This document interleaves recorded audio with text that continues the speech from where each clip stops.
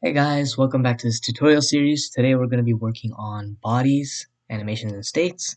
So let's just get right to it. Let's get into our test game from these previous videos. And what we're going to be doing is we're basically just going to start up the server and we're going to start making a game that involves more states and animations and bodies. So first of all, let's just cover what exactly these things are real briefly. Right here, you have body states animations in the global environment section, and you also have them underneath every entity. So entities being units, items, and projectiles. Remember, players are not entities, but they control them. So like right here, you see that homie unit has animation, state, and body types. So these are different things that homie possesses. So let's just explain what these things are. So in order to do this, let's just talk about a state. A state is basically a state of being. So that means that this unit is currently in a default state and only has this state. So that means their animation is always going to be a default animation and their body type is always going to be a default body type. So as you can see, states come with particle effects, they come with sounds, they come with body types and animations and a name.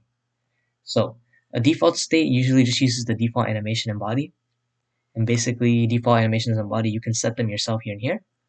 But yeah, so a state is, you can think of it as it holds your animations and body types, and you can change between bodies and animations by changing states. You can't change bodies directly in your code, but you can change states. Now let me just show you what that means really quick, because that's a really simple action. So you could just add a new action and you just press state. So you could just type state and it's a set entity state. But now if I look for a body, you're going to see it says change scale of entity's body, but it never allows you to change body type. And then animation is a little bit different because animations can be played at any various times. So you can change animations, but you can't change body types unless you change state. And that's the reason why states exist. So you can just succinctly, in an organized manner, change states. So now, what are these two? We're going to get to bodies first. So body types are basically, as you can see, it's quite a lot, but it's basically how your unit looks, how big it is, what layer it's on, and information like that. So what it can collide with. So let's start with the very beginning, type. So there's a little description here, and I think that this did a really great job when I was learning Matarayo to just explain what all the body types do, so I'm not going to go over it. And right here is width and height.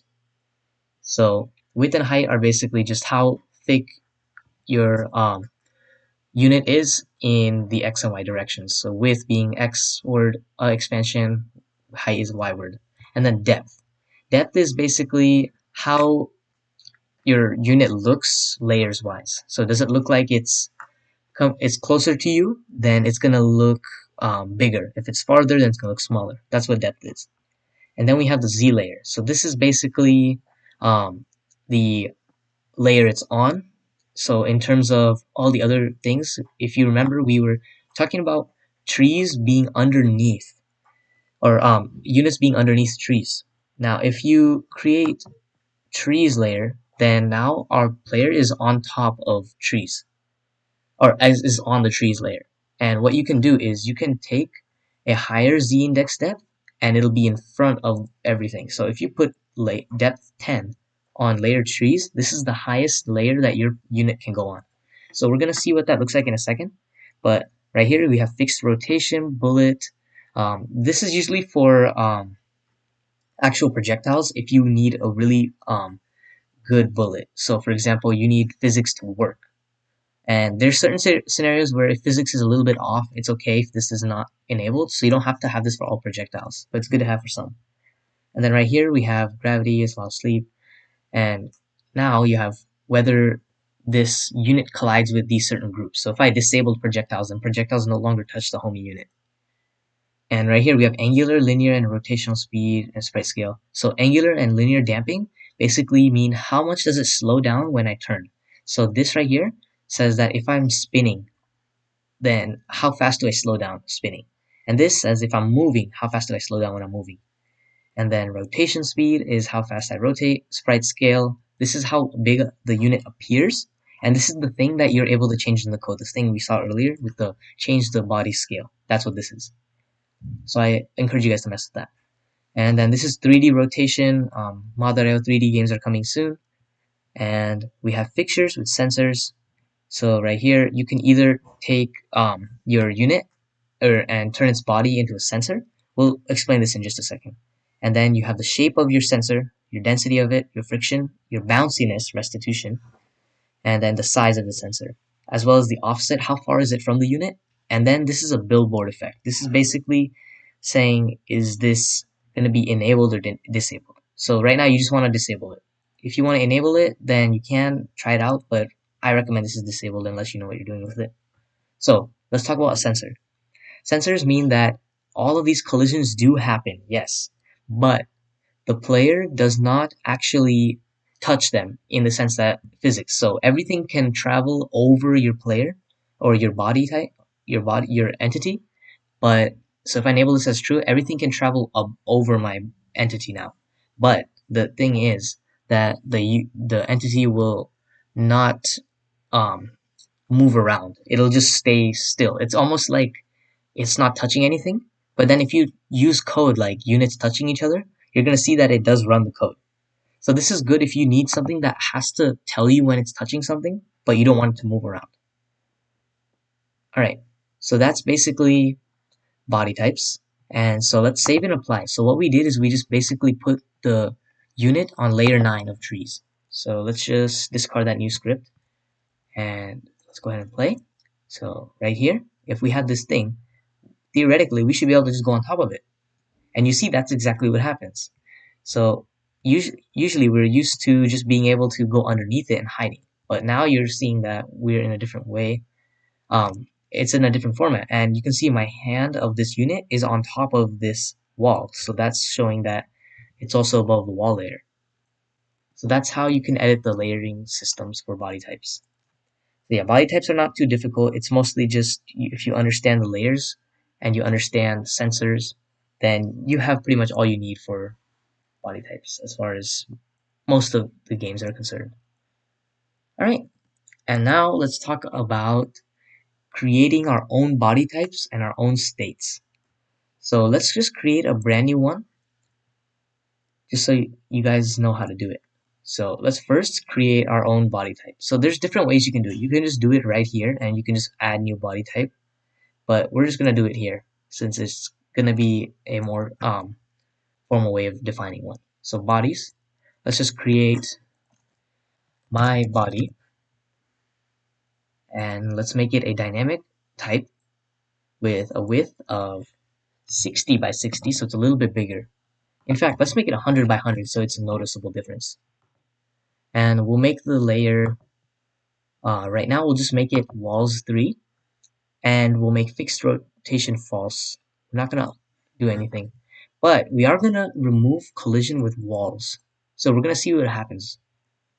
And everything else, if you just leave out default, then it should be alright. Right here, you might notice that there's some things that we did not cover. So let me just go over those really quickly. So let's start with this bottom section right here. Joint type. So this is for items. So the body type that we looked at was in the unit section, but there's also body types for items. And so the items usually have a joint type. So how are they attached to a unit? And so there's either no joint or wheel joint. I just encourage you guys to play around with this. It's going to make more sense if you do it yourself. And right here we have unit anchor. So that means how far is it from the unit? Item anchor, how far is it from the item? Now that's a confusing sentence right there. How far is the sprite away from the item? Because you might think, oh wait, how can the item be far away from itself? But it's saying the picture, the image of the item, how far is that from the actual collision area of the item? And the reason that's important is maybe you want it to move more to the left, so negative X. So then a bullet fires out from more of the right side, but it just makes an effect. And then of course we have billboard effect here. Okay, so yeah, that's the body types, that's the items body type. And now let's go ahead to our homie unit and just add a new body type. So now if we go to my body, we can just add it, and you're gonna see that all the settings are pretty much already set. We can just save it. So there's two ways to create the body types. You can just create it directly here. You can create it in the environment. Either one is good. And so now let's look at animations. Um, so animations are basically what they sound like. They're just animations. And so if I remove this right here, then our player's no longer going to look like anything. So in order to add an animation, you just click on the plus and you add a sheet for animation. Now, a lot of people are really confused by this because they don't actually know how to animate things. Because when you have a cell sheet at the top, you're just going to get that one unit and you're not going to know how it actually animates. So what we're going to do is we're going to actually, um, we're going to take this image and we're going to add a blinking effect to it. So we're going to do that real quick. Let's see.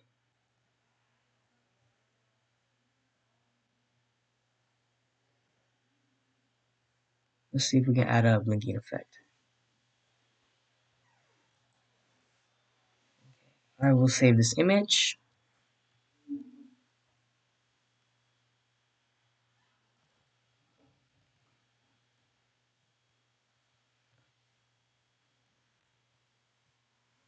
Okay, so there it is. And I'll just save that right there.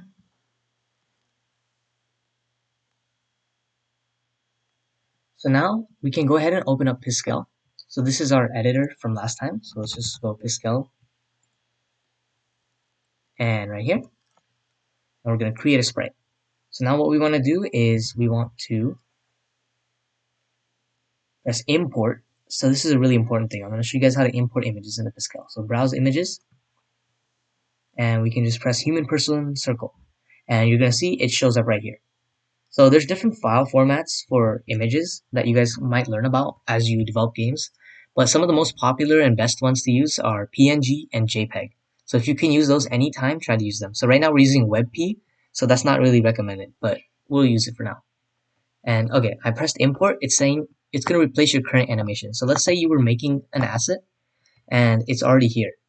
If you don't want to replace that, make sure you export it out so you still have it, and then you can do this. That way you don't lose anything. Alright, the first thing I like to do is not start editing, but I like to just turn off the FPS so that when I add a new frame, it doesn't just start flickering.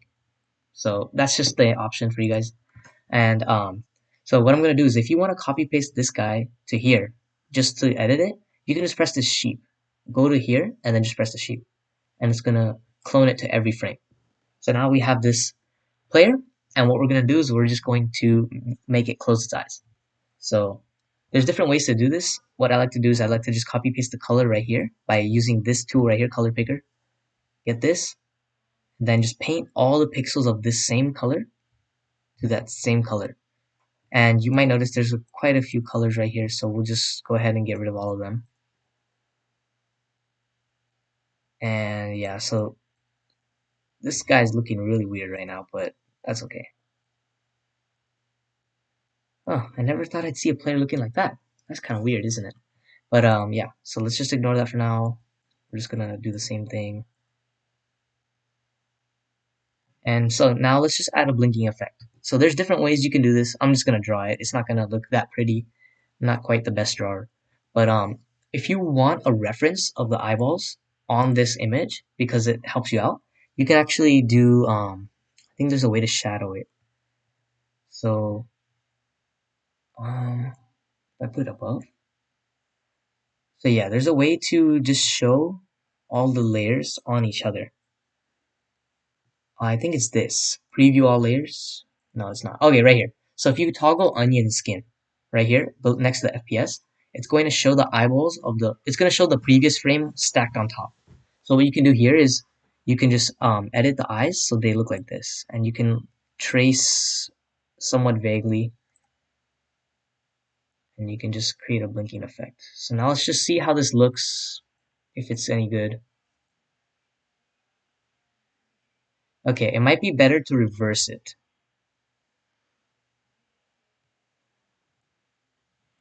So you notice eyes are closed, or actually, in fact, you guys probably already did this, but it's probably better to just do that.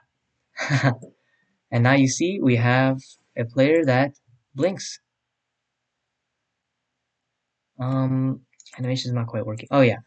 If you ever press this gray button right here, it's gonna remove it from the animation. So now if we do this, you see that it just blinks. So now let's go ahead and export our image. So just press export right here. And then there's so many ways to export, so you might be confused. What we want to do is we want to export a sprite sheet right here. So this sprite sheet has layout options. You can choose how many columns you want, how many rows you want. So if you want 2 columns, it's going to auto set the rows for you. So let's just do 1 column, 2 rows. So if it says 2 for you here and 1 here, change it to this. And go ahead and press download. So now it's going to download it for me. And so while that's downloading, let's just talk about what exactly this does. I want you guys to remember this number right here, 128 by 256. Actually, wait, you don't have to remember this anymore. You used to have to. But what you want to remember is this, 1 column, 2 rows. That's a really important number because we're going to use it when we're editing the sprite. So let's go back here and just press upload cell sheet. So wherever you saved your asset, go ahead and press upload from computer. And what you want to do is you want to go to wherever you saved it and just pick it out. So I'll just show you guys real quick. This is the circle.png that we edited, and you can see it's a PNG now. So it's a more desirable file format, which is why I like Piskel. And so it's uploaded. Here's the link that they auto-generate, and you're going to see this is already filled out for you, 128 by 256. But one thing that was not filled out is this part. You want to make this 2 rows. So this is how animations are made right here. So if you want to make different frames, you need to define how many rows and columns you want. So now you notice we have 1 column and 2 rows. So what you can do is you can go to animations now, and for default animation, we have a new frame we can add. And you notice it's 2 pieces. So if you had trouble getting to this part where there's 2 pieces, then the reason is because you didn't add 2 rows. So go back and add 2 rows. So right here, let's just add another one of these, and I'll show you guys why in a second. We'll add 4. So we added mostly eyes, and then it slightly blinks for a little bit. And so you might notice frames per second here is 0, and that's because it's the default, and it's only going to show this 1 frame, the very first one. If you want it to show more than 1 frame, you got to make it more than 1. So how many frames do you want to show in 1 second? Well, how about we show 4 frames in 1 second? So then we just change this number to 4. And the loop count, we can just make this either 0 or infinite. So let's make it infinite and save. If we go back in the animation, you see all the settings saved. So now we have all that. And so if we save and apply, let's just go ahead and see if the animation applied to our player. You're going to see right here, there's a purple box. So I've discussed this before. If this happens, just go ahead and republish because everything we did made sense. So that means the issue must be republishing. Alright, after this, what we're going to be doing is we're just going to use states, changing states, and then that should be pretty much all the video. So you see right here, our player now blinks. And it's kind of weird looking, but it's pretty cool. So now every player is just constantly blinking, and I don't know what to say about that. So I'm gonna teleport fish away.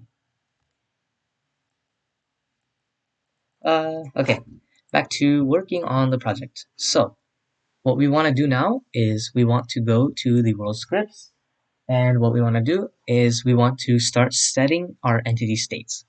So before we do that, actually, we want to go ahead and create a brand new state. So let's go here into states, and let's create a new state. And for the homie unit, let's just call it no blink, just because we can make a state that does not blink. So for now, let's make animation none. We'll go ahead and change that in a second. But since we don't want to change any body, let's make it my body. So that's the bigger one, the 100 by 100. And you see it's red because animation is none. So what we can do is add a new animation and call it no blink. Now all we have to do is just add this guy. And if you make loop count 0, it should work out just because what you're doing is you're just running this frame. And it's going to upload that. So now we go to no blink. Don't forget to set this setting and save. So now you have no blink as a no blink animation with a my body. So everything changed. So now what we're going to do is we're going to go in the code and we're going to change it so that the players change state when they collide. So when a unit starts touching another unit, what we want to do is if they're not a box and a homie, we're just going to otherwise right here. we're gonna set entity states. Actually, let's use good coding practice and let's use a comparison to make sure that it's the same units we want to talk about. So make sure you use AND because we're checking two things. And so here what we want to do is we want to check that the unit type of the touching unit,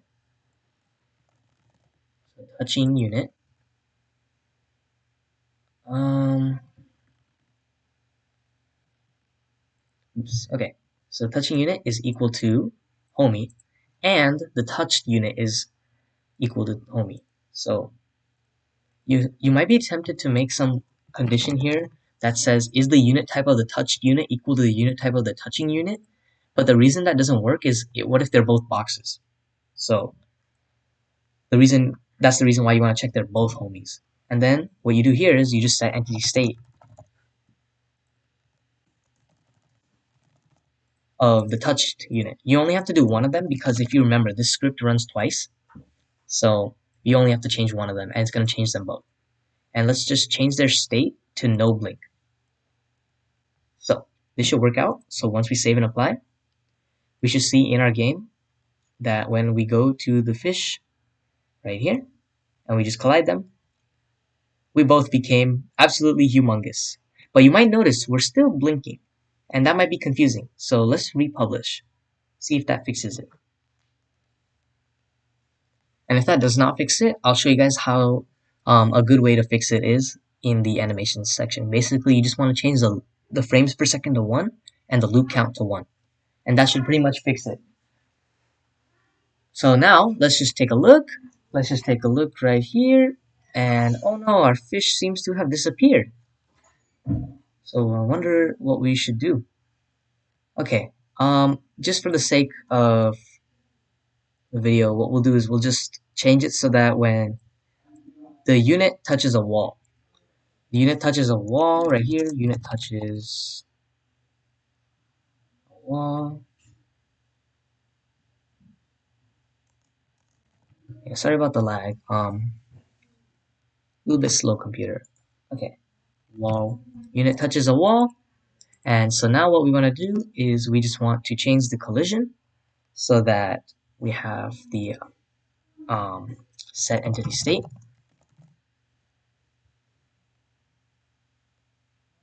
There it is. So now this triggering unit. Awesome.